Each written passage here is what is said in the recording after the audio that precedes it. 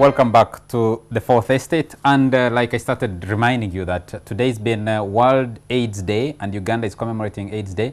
The numbers don't look so good so far. Prevalence rates and infection rates seem to have stagnated for some time, and in some areas seem to be climbing up. It's an area that we need to be paying attention to. But we're discussing the crisis in Kampala, which led to the first shutdown of city operations by the technical wing on Thursday, after a court ruling that said Erias Lukwago should still be mayor of Kampala, is still Lord Mayor of Kampala, because an order was issued before the council voted to impeach him. Mr. Lukwago, you talk about building institutions. Yes. You are a politician. And 29 of the people you should have been working with to develop this master plan, to supervise, to superintend all the activities in the city, vote against you. 5 of them are from your party. 4 of them are from your party, the Democratic Party. The others are from the opposition party you have been friends with, the Forum for Democratic Change, the rest are National Resistance Movement. And you tell us that you are a consensus builder, we shouldn't box you in, we shouldn't ask you to work with the team. And you talk about the technical wing. The technical wing, immediately you are impeached, they wrote to the Electoral Commission, this man is no longer Lord Mayor. They wrote demanding that they shut down your office. It's saying that you have no friend around City Hall. Why do they hate you so much, in other words? Let me tell you, I want you to analyze this issue from a proper perspective. If you trivialize some of these issues and say 29 voted out, Lord Mayor, the technical wing wrote this, you're just looking at the glossing over this issue and looking at it superficially. Go deeper than that. You know, this is a crisis affecting the entire country. The state is in a crisis. It's in a crisis. And the earlier you appreciate, the better. But Mr. Lord Mayor, listen. Hold it a moment. Let me build my point. You are a political actor. You cannot tell me, Charles, that 29 people vote against you, almost 80% of the council. I was still building my point. Before you even come up with that figure of 29, talk about that figure of 29, you ask yourself, amongst the 29, there were 4 who were elected just last week.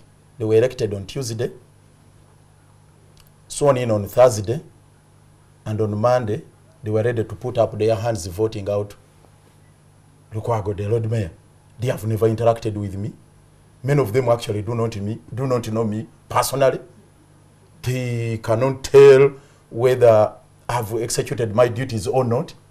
That's a different point. No. Have voted. That's the point you're making, right? We are asking you about why. You see, you are looking at numbers. That's a different point you're talking about. You are looking at numbers. Yeah. I was just trying to split it out. But that's a different point. To split it down to your understanding. A resident of Kampala. These, the 4, live and work in Kampala.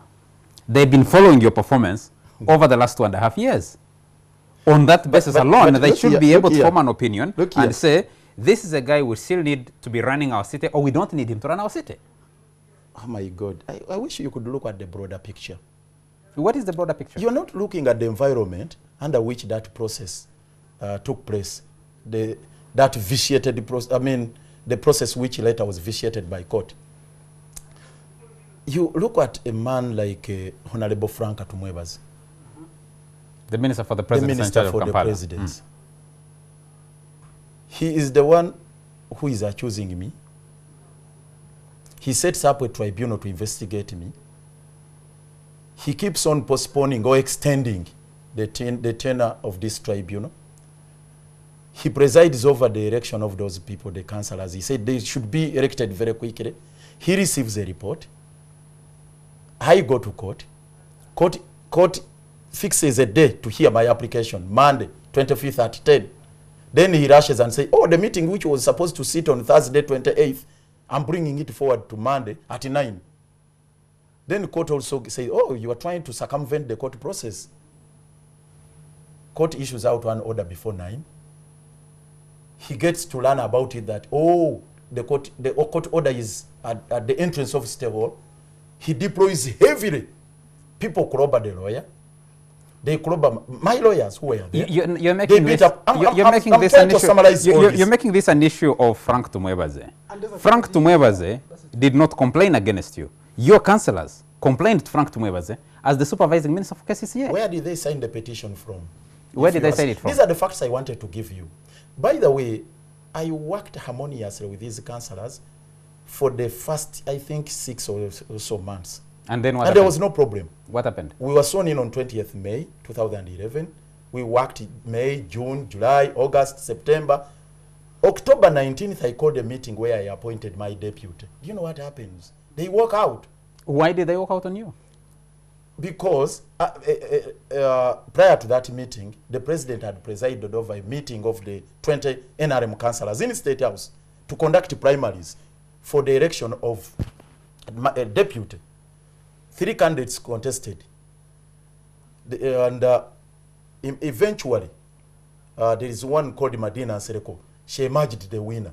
So as I was in my office, she shows up before the meeting of 19th October. I say, I'm the one who won the primaries for the post of the deputy.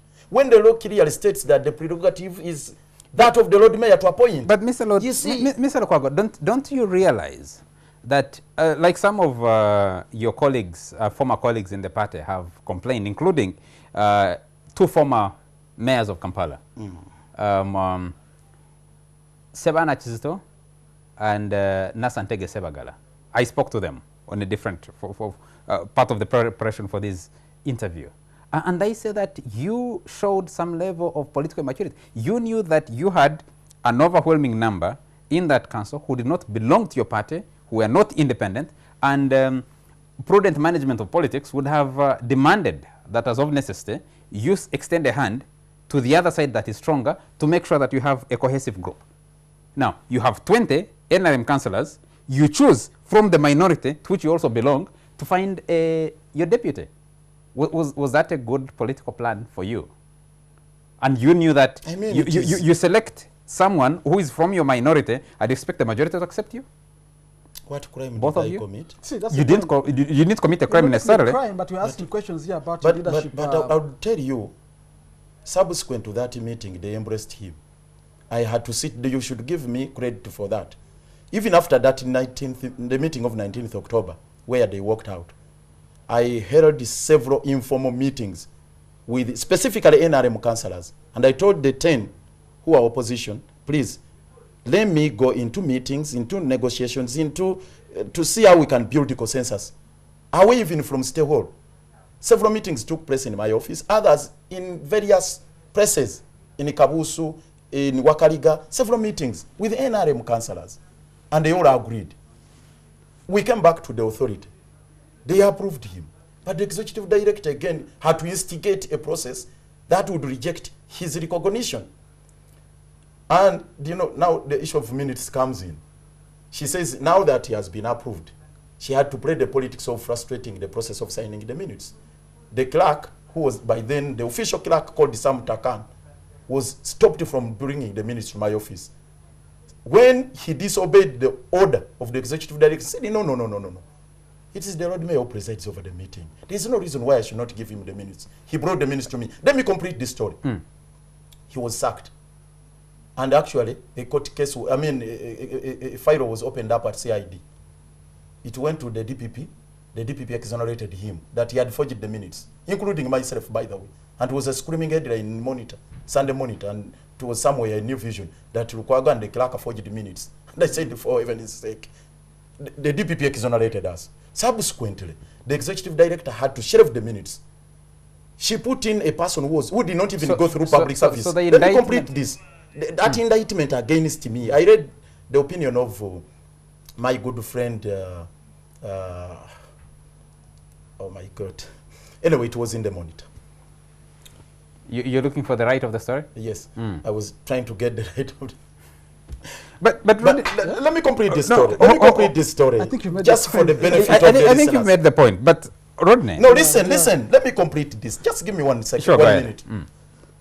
When I called for the minutes to be signed, because Jennifer had brought in her stooge called Kamoga, who did not even go through public service, he instead took the minutes to the executive director. And this evidence came out before the tribunal. When they asked where were the minutes taken that they were given to the executive director, I fixed a number of meetings. She decided even to withdraw the clerks. And that's when the majority of the councillors got disgruntled, they were flabbergasted, they were disenchanted, and they decided to pass a vote of no confidence in the person of Madam Jennifer Semakula Musisi. Unanimously, no majority said no way, she has to go away. And when the vote of no confidence was passed against her, she decided now to reach out to them. To reach out to them with inducements and what not. Eventually, many of them were because I could not compete in that area. Even if I had, how do you mean? In the area of inducing the councillors. You mean suggest that they're working on steroids or something? Let me be borrowed enough. Financial inducements. Okay. Because neither did I have the capacity nor the will. Okay. Rodney, I need to come into this. Mr. Lukwago is saying we need to understand him, we need to give him credit. Yes. But he walked into a contest for Kampala Capital City Authority of Lord Mayor, knowing exactly what environment he was going into. He said on the day he was declared the winner.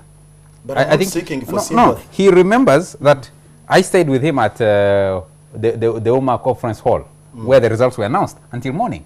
He said this victory is not a victory against Peter Sematimba, his main challenger for that seat. It's a victory against President Yoweri Museveni. He knew exactly what he was going into, and the question Ugandans asking him and people of Kampala asking him is, how did you navigate the waters you entered into knowing they're going to be stormy? Yeah, Has he done a good job of that? I mean, I do, on one level, feel sorry for you. I think that you've been a victim of so much abuse at the hands of the police. But I don't think you did yourself many favors. You have shown a willingness to flex muscles, and that's why I can't understand when you want our sympathy. I think sometimes you want our sympathy as the public, as reporters.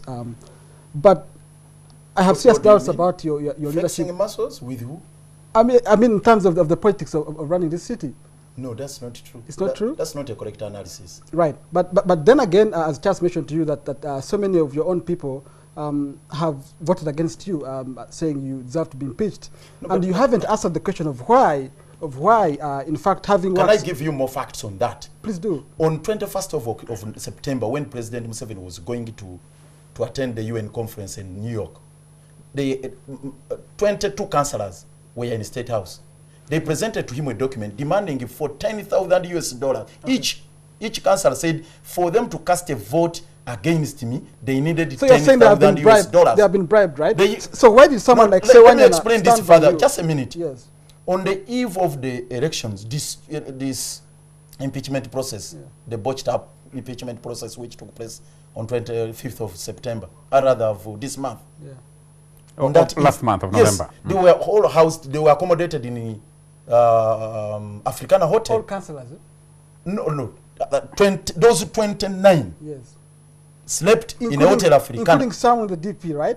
Including, because now this time their bargain was 17,000. Right. They were told you will be given You have evidence? advance. Do you have that document? You, my friend, there are people who attended these meetings. Even in the State House. No. Do you have the document of the councillors saying they need $10,000 to be able to... Yes. The president does not even deny that fact. They presented that document.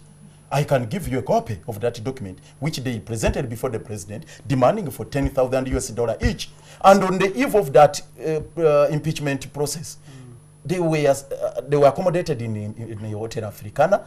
They were given an advance of that 10, and subsequently... An advance of how much? They were given 10,000 each. $10,000? Yes, because subsequently it was increased to 17,000 because the stakes had risen. They knew the threats they were facing and so on. The stakes had risen. They said, now it has... now listen, just I'm completing this. You're on this TV, being watched by the nation and the world, and you are saying that the 29 councillors that voted against you were paid $10,000 US and promised an extra $7,000.